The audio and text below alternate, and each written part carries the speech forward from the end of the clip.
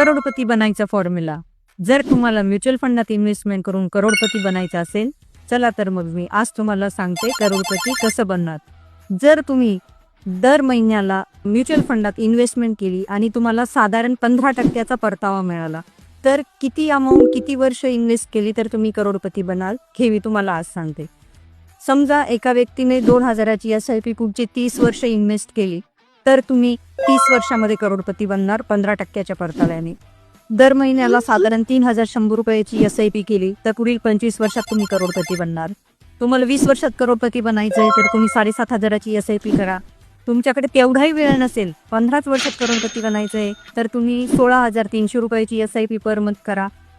काहींना अतिघाई आहे, 10 वर्षात करोडपती बनायचं आहे तर तुम्ही 38,000ची SIP मंथली करा.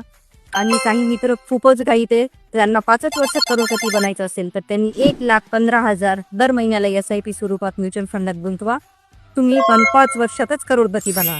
ह्याविषयी तुम्हाला अधिक माहिती जाणून घ्यायची असेल तर स्क्रीनवर दिलेल्या नंबरवर आजच संपर्क करा. धन्यवाद.